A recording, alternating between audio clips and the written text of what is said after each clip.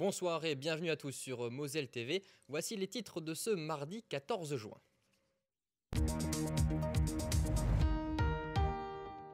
58,8%, c'est le chiffre record de l'abstention au premier tour des législatives. Un pourcentage qui monte selon les sondages à plus de 70 chez les électeurs de moins de 35 ans. Nous avons dans ce Moselle Info tenté de comprendre les raisons de cette si faible mobilisation. De la pub pour Nancy à Metz, non, vous ne rêvez pas, il y a bien des panneaux publicitaires incitant à se rendre dans la capitale des Ducs de Lorraine. Vos réactions dans un instant. Oublier les galères du quotidien et se déconnecter l'espace de quelques heures de l'atmosphère de l'hôpital, c'est ce qu'ont pu réaliser 90 enfants malades. Vendredi dernier, le parc de Sainte-Croix leur a ouvert leurs portes rien que pour eux. La météo, tous les moyens seront bons demain pour se rafraîchir. Les températures s'annoncent caniculaires avec 30 degrés à l'ombre. Toutes les informations détaillées à la fin de Moselle Info avec René Anne. Et puis l'invité du jour est Olivier Côté, inspecteur et directeur académique des services de l'éducation nationale de la Moselle. Bonsoir. Bonsoir. Nous reviendrons ensemble sur les épreuves écrites du baccalauréat qui ont débuté ce mardi pour les filières professionnelles et qui commenceront demain pour les filières générales. Mais avant, développons les titres du jour.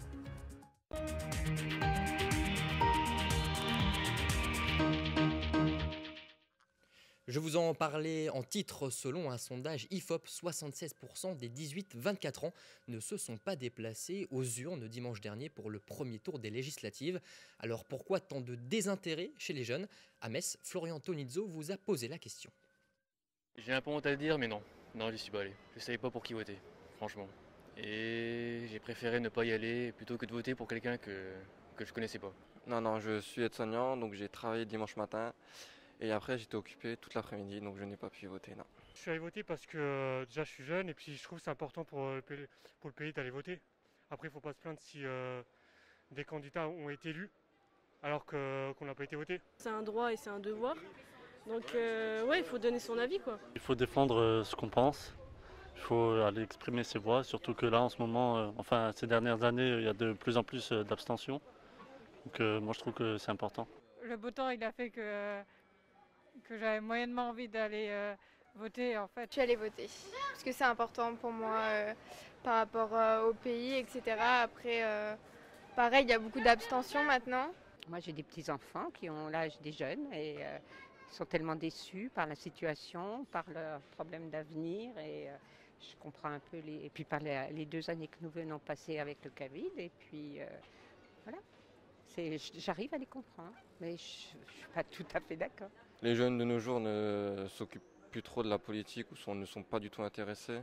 J'en parle des fois aux personnes qui hésitent à voter, j'essaie de les convaincre même s'ils votent blanc. Je respecte les personnes qui ne veulent pas aller voter, mais ne vous plaignez pas après, c'est ça, c'est juste ça. La mobilisation continue en Moselle pour accueillir du mieux possible les familles ukrainiennes. Depuis le début de la guerre, Thionville s'organise entre son réseau associatif et ses institutions. Le maire Pierre Cuny a notamment mis en place des petits déjeuners chaque mardi matin. Le moyen pour créer du lien entre les réfugiés, mais aussi avec les locaux. Reportage Chloé Gaillard. Depuis le début de la guerre en Ukraine, Thionville organise chaque mardi matin des petits déjeuners à destination des familles ukrainiennes. Ces points de rencontre permettent de créer du lien entre les réfugiés, mais aussi avec les locaux. Une initiative portée par le maire de la ville. Notre objectif, ville de Thionville, comme d'autres villes bien entendu, c'est de leur apporter la solidarité la plus aboutie et d'intégrer, au terme de faire participer cette population à la vie de tous les jours. D'abord accompagnés en matière de logement, d'aide alimentaire et vestimentaire ou encore de démarches administratives, les Ukrainiens sont désormais confrontés à d'autres problématiques auxquelles les associations et institutions locales s'efforcent de répondre. On a des problèmes en matière de scolarité, par exemple. Donc, on résout au cas par cas les difficultés. Là, vous voyez, une question nous a été posée par rapport à l'été, à la prise en charge des enfants l'été. Et il y a des problématiques qui vont émerger aussi, notamment des suivis psychologiques qui se mettent en place à partir de tout début juillet. Ici, malgré elle, la centaine d'Ukrainiens accueillis sur le territoire ne souhaite qu'une chose, retrouver son indépendance. La plupart des gens voudraient travailler pour gagner un peu sa vie, pour avoir un peu d'argent de poche, parce que c'est difficile comme ça attendre qu'on te donne quelque chose. Mais bien sûr, il y a un problème. Quand on ne parle pas français, c'est plus difficile de trouver un travail. Pour ce faire, des cours de français sont dispensés à raison de 2 matinées par semaine. 16 anciens professeurs à la retraite ont dû improviser une méthode pour former ces femmes et ces hommes qui ne connaissent ni l'alphabet ni les chiffres latins. Aujourd'hui, normalement, si tout se passe bien, on va exprimer les souhaits, les intentions, puisque dans les CV, par exemple, il faut qu'ils expliquent ce qu'ils souhaitent, ce qu'ils voudraient, puisque l'objectif un peu final, c'est d'arriver à faire une espèce de CV parfait. Bien que l'engagement, la solidarité et la bienveillance de Thionville soient très appréciés par les réfugiés, chacun espère, bien évidemment, cette situation temporaire. Les journées nationales de l'agriculture, c'est le 17, 18 et 19 juin prochain. De Sarrebourg à Thionville, de Château-Salins à Saint-Avold, l'agriculture locale sera à l'honneur ce week-end. Lors de cette deuxième édition, 14 exploitations mosellanes et 5 magasins ouvriront leurs portes pour faire découvrir leur métier au public. Le programme avec Colline L'Expert. Dans cet ancien couvent, François a repris les rênes de la ferme familiale en 2019. Au total, il possède plus de 1000 volailles sur 5 hectares de terrain à Verneville. Habitué à ouvrir ses clôtures au public, les Journées nationales de l'agriculture sont tout de même une façon de valoriser le savoir-faire familial. On va juste faire plus de visites et plus de choses comme ça, histoire de pouvoir montrer aux gens qui ne connaissent pas encore et vraiment voir comment on peut faire aujourd'hui pour arriver à avoir quelque chose de propre, quelque chose de bien fait avec un état d'esprit d'un bien-être animal, etc. Nous, on produit des animaux pour les utiliser, les transformer pour la ferme auberge ainsi que pour le point de vente. Pour l'occasion, François ouvrira son point de vente et proposera des dégustations de ses volailles qu'il produit de la fourche à la fourchette. Ailleurs en Moselle, la découverte du patrimoine agricole sera possible grâce à des balades en tracteur à la cueillette de Peltre ou encore des visites de la distillerie de Mélanie. Et les enfants pourront aussi trouver leur compte avec des tours de poney ou une tonte de mouton. Un public important à cibler selon le président de la Chambre d'agriculture. Il faut qu'ils connaissent ce que c'est qu'un agriculteur, comment on produit, comment on tire le lait d'une vache, comment on fait de la viande. Donc ça c'est important. Mais l'idée aussi c'est d'attirer aussi des vocations. Il faut savoir qu'on a besoin aussi de bras, mais surtout de cerveau, et de pouvoir attirer par ces portes ouvertes peut-être, ça sera une réussite aussi. Nous on a envie et l'agriculture recrute. L'agriculture a besoin de gens hors du milieu. Dès qu'on peut communiquer sur la qualité de nos métiers, parce qu'on fait un beau métier, il faut le faire. En Moselle, le secteur de l'agriculture représente près de 3000 exploitants, 10 000 emplois et environ 400 millions d'euros de chiffre d'affaires. Un milieu important à soutenir pour le président du département. Nous investissons lourdement aux côtés de l'agriculture. L'année dernière, c'était plus d'1 200 000 € que nous avons accordés en termes d'aide à plus de 105 projets produits par les agriculteurs mosellans. Et nous continuons dans cette démarche-là aujourd'hui. Et c'est un peu la raison pour laquelle je crois que cette pédagogie publique en direction de l'agriculture sous toutes ses formes, maraîchère, l'agricole, le lait, la viande, les céréales, mais aussi la viticulture, pour nous, est absolument essentielle dans une dimension sociale, une dimension économique, mais aussi une dimension sociétale. À l'heure où les pénuries se multiplient, remettre l'agriculture locale au cœur de nos régions semble indispensable. Pour découvrir ce qui se fait tout près de chez vous, retrouvez le programme complet sur le site des Journées nationales de l'agriculture et rendez-vous ce week-end. Vous les avez peut-être déjà remarqués à Metz, des panneaux publicitaires faisant la promotion, écoutez bien, de Nancy, habille un peu partout la capitale mosellane, de quoi faire réagir bien évidemment les Messins, second degré obligatoire avec Anne-Sophie Grosse. Depuis quelques jours, des panneaux vantant l'attractivité de la ville de Nancy s'affichent un peu partout en France et également chez sa voisine mosellane.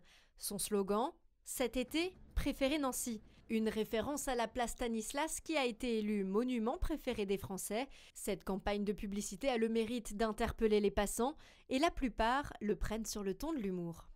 Eh ben écoutez, je trouve ça assez drôle, c'est bien de mettre une pointe d'humour et puis de titiller un petit peu, je pense que c'est bien, ça change un petit peu des autres publicités. Ça enlève un peu la rivalité peut-être aussi entre Metz et Nancy, donc c'est plutôt bien.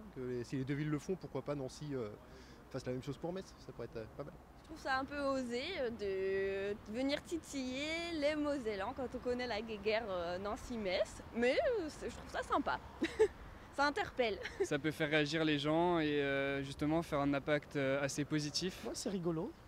Ça peut booster aussi les gens de Metz et la ville de Metz à faire pareil. Ouais, c'est rigolo. Moi je dis qu'il faudrait la mettre partout, dans toutes les villes. Moi je suis jamais allé à Nancy, mais si ça peut donner envie aux gens d'y aller, c'est très bien, même s'ils habitent à Metz. Étant nancéen, moi ça me va totalement. Hein. Ils ont bien raison de faire ça. De toute façon, Metz l'a déjà fait l'année dernière, alors bon, c'est de bonne guerre.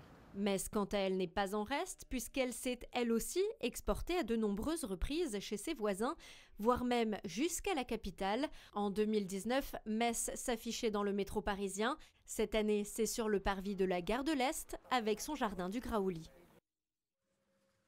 90, c'est le nombre d'enfants malades qui ont pu vendredi dernier profiter seuls avec leurs accompagnants du parc animalier de Sainte-Croix de 18 à 22h. Un événement encadré et animé par une soixantaine de bénévoles venus du parc et d'associations locales. Objectif oublier l'hôpital le temps d'une soirée. Reportage Ghislain Schumacher. C'est la première fois que Gaël et son fils, atteints d'un syndrome génétique, viennent à Sainte-Croix. Pour l'occasion, les pandas roux, véritables coqueluches du parc, viennent à leur rencontre. Ah, ça y est, elle sort, regarde. Les deux visiteurs d'un soir ont été invités gracieusement par le parc en collaboration avec l'IME de Creutzwald pour cette ouverture inédite en soirée. Je trouve que c'est très bien pour les enfants de découvrir des animaux qu'ils n'ont pas l'habitude de voir, avec d'autres familles qui ont des enfants aussi qui ont des troubles, peu importe lequel, et on peut discuter de choses qu'on n'a pas l'habitude de discuter. En tout, près d'une quarantaine de structures médicales spécialisées a répondu à l'invitation. Au sein du parc, plusieurs soigneurs comme Marc ont même décidé de faire des heures supplémentaires bénévolement pour présenter les animaux. Les animaux qui mangent du poisson, on les appelle des piscivores, ils mangent du poisson, piscivores comme poisson. C'est une soirée dédiée à la joie, à la bonne humeur, à la découverte, au rêve. Donc pour moi c'était super important d'être présent. Et puis quand on voit les résultats et le sourire des enfants, les animaux qui jouent le jeu aussi qui sont assez présents, le beau temps, c'est vraiment super sympa. La première édition de la Nuit magique au zoo a eu lieu aux Pays-Bas en 1996. Depuis, l'événement a traversé les frontières. Cette année, près de 200 parcs animaliers en Europe, dont une quarantaine en France, participent à l'opération. À Sainte-Croix, différentes animations ludiques ont également été organisées par des associations, comme de l'initiation à l'escrime ou encore des spectacles sur le thème des animaux. Petit ours, ouvre-moi la porte. Je suis la chèvre de Monsieur Seguin. Ouvre-moi la porte. Le moins que l'on puisse dire, c'est qu'Elena et Alicia apprécient cette petite histoire avec leurs personnages préférés. Boucle d'or, les trois petits cochons. Les chapons rouges. Qu'est-ce que vous avez fait ce soir? On est allé aux chèvres. On a fait aussi de l'argile. Le maquillage. Elena et Alicia ressortent de leur visite avec des étoiles plein les yeux. Mais avant de rentrer au service pédiatrique de l'hôpital de Sarrebourg, elles ont même pu récupérer un cadeau offert par un magasin de jouets. En culture, le 7e art a envahi le château de Malbrook à Manderen-Rietsain ce week-end. À l'occasion de la 5e édition du célèbre festival de bande dessinée, une trentaine d'auteurs ont fait le déplacement pour rencontrer leurs lecteurs et dédicacer quelques ouvrages. Emma Facchetti. Un super-héros, une fée, un chevalier et même un lapin un peu crétin s'affichent sur les ouvrages des bandes dessinées du festival de BD Malbrook. Parmi tous ces héros, il y en a un qui a particulièrement la cote, Is No Good. Dessiné pour la première fois en 1962 par Jean Tabary, c'est maintenant son fils, Nicolas, parrain de l'événement, qui ébauche les nouvelles aventures du grand vizir de Bagdad. Je n'ai pas ouvert les bouquins de mon père, les albums, pour copier comment il faisait une main, comment il proportionnait son personnage. Je l'avais en tête, donc je voulais devenir un peu autonome pour ne pas dépendre finalement des dessins de mon père. Donc ce qui fait que j'ai réalisé le trait derrière lui avec beaucoup de travail, parce que je savais ce que je devais sortir sur le papier, mais j'y arrivais pas toujours du premier coup. Donc il fallait encore gommer, il fallait chercher pour avoir le Is No Good que tout le monde connaît. Pour suivre les histoires d'un héros de BD, connu du grand public, ou créer de nouveaux protagonistes au caractère attachant et complexe, c'est tout un art, comme c'est le cas de Jaël, un personnage avec des traits très spécifiques. On essaie de faire en sorte qu'ils soient tout sauf lambda en fait. Ni homme ni femme, enfin qu'ils soient vraiment particuliers quoi, que physiquement ils soient un peu longilignes, un peu plates, les cheveux courts, enfin des choses que moi aussi j'aime dessiner quoi. Au total, une trentaine d'auteurs de western, d'aventures, d'histoires et de mangas ont fait le déplacement. Un chiffre restreint qui permet une plus grande proximité. Notre objectif, c'est pas de faire un festival de la BD à la dimension d'Angoulême. Parce que moi, je veux la convivialité. Et la BD, c'est d'abord le fruit, la source et la relation humaine et la relation de convivialité. Ce qu'on souhaite, c'est que le public vienne de plus en plus nombreux à cette occasion-là, avec le prestige de la BD. Résultat, les lecteurs peuvent déclarer leur amour pour les personnages que ces auteurs ont dessinés. Chacun a son préféré. Comme je suis très western, moi, Marshall Bass, ça me plaît bien. Un Marshall qui est noir au temps de la ségrégation, c'était pas courant, quoi. J'ai un petit peu grandi depuis, et j'ai toujours adoré Isnogun, le calife qui veut devenir le calife à la place du calife. Si certains préfèrent suivre les péripéties de leurs protagonistes adorés, d'autres ont déjà revêtu leur costume pour être à leur tour, le temps d'un week-end, des héros. Et nous parlions bien évidemment ici dans ce reportage du 9e art et non pas du 7e. Dans un contexte où les tensions sont très fortes sur le marché des matières premières, l'entreprise Mosellan MCVE Technologies veut s'illustrer dans un projet conjuguant impact écologique, souveraineté énergétique et croissance industrielle. Nous les avons rencontrés à Ony. Regardez. Voici la pâte Eoprom, une substance à base de cuivre. Cette encre, on peut l'imprimer par différents procédés. Ici, on a par exemple de l'impression numérique. On va utiliser une seringue, une aiguille pour pouvoir imprimer les motifs désirés. Autre méthode pour appliquer cette pâte, la sérigraphie ou la pulvérisation. L'utilité de ce process est de produire des tissus intelligents capables de détecter des défaillances dans les matériaux. On va avoir des fonctions intégrées au cœur du composite. On va pouvoir réaliser ce qu'on appelle une fonction chauffage, par exemple, donc faire du dégivrage pour les pales d'éoliennes. Lorsqu'elles sont à l'arrêt, elles se chargent en glace et évidemment, ça impacte leur rendement. Si elles sont constamment dégivrées, on peut tourner tout de suite. L'autre exemple, ça peut être les ailes d'avion. Chaque fois aujourd'hui qu'un avion atterrit au sol en période hivernale, on l'immobilise pour mettre un certain produit. Là, on pourrait directement rendre l'avion opérationnel dès son atterrissage. À terme, MCVE Technologies compte fournir les marchés du bâtiment, de l'automobile et de l'énergie. Avec pour l'instant 6 employés, la start-up créée en 2019 souhaite dans les 2 prochaines années passer un cap. Objectif, installer une usine dans la région Messine pour produire à grande échelle ces composites intelligents. Et on passe tout de suite à notre rubrique invitée.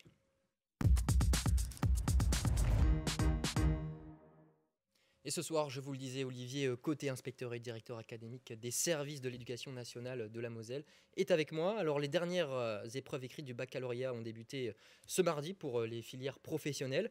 Pour les filières générales, elles commenceront demain avec la philosophie. Épreuves qui s'échelonneront, je vais y arriver, jusqu'au vendredi 24 juin.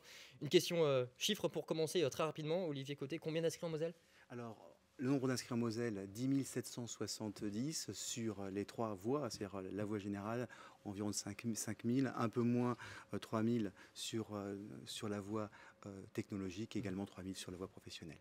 Alors après 2 années, pas comme les autres perturbées par la crise sanitaire, la nouvelle formule du baccalauréat a entre guillemets pu se dérouler normalement.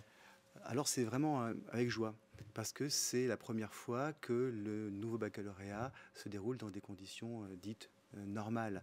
Jusqu'à présent, la situation sanitaire nous avait obligés à mettre en place beaucoup d'aménagements. Et cette année, après 2 ans un peu peut-être de perte de repères d'un baccalauréat qui était un peu différent, les élèves reprennent la forme d'un baccalauréat comme il s'inscrira dans la durée. Alors c'est important.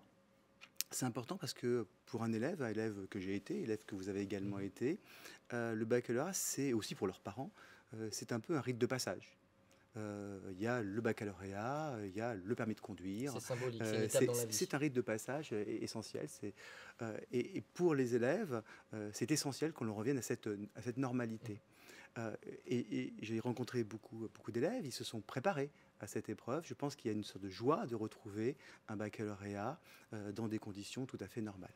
Alors, certains diront des conditions normales, mais malgré tout, quelques aménagements. Alors, c'est vrai que cette année, on est sur des conditions normales d'épreuve, mais quelques aménagements.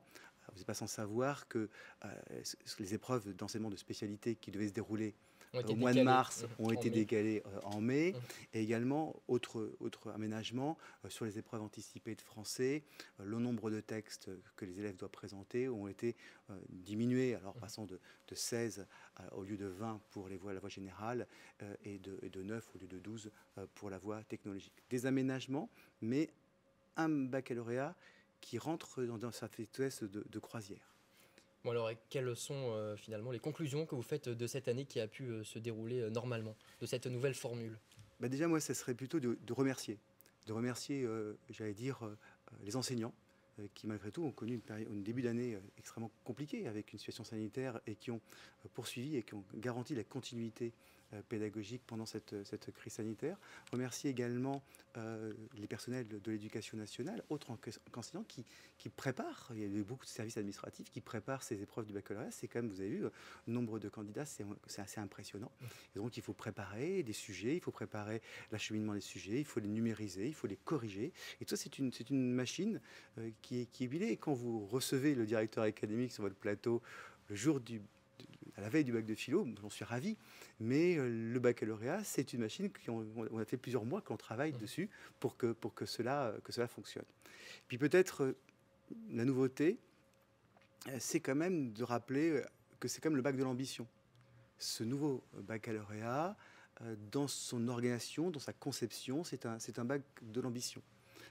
Les élèves aujourd'hui... C'est-à-dire un bac de l'ambition. C'est-à-dire que par rapport à ce que nous, on a peut-être connu, on a une charge importante, bien sûr, sur le contrôle continu, à 40%, 60% sur les épreuves terminales, mais avec les enseignements de spécialité, les élèves ont choisi 3 enseignements de spécialité en première, ils en conservent 2 en terminale, et ils ont passé ces enseignements de spécialité, et ces enseignements de spécialité qui ont un fort coefficient, puisque 16% chaque enseignement de spécialité, ça fait 30% de la note sur une spécialité qui servira aux élèves, ou des spécialités qui serviront aux élèves pour l'enseignement supérieur. Et justement, avant cette épreuve de philosophie, l'épreuve de philosophie donnait un peu le coup d'envoi de la période d'examen. Cette année, c'est un peu l'inverse, suite à la réforme du bac, c'est plutôt un coup de sifflet final.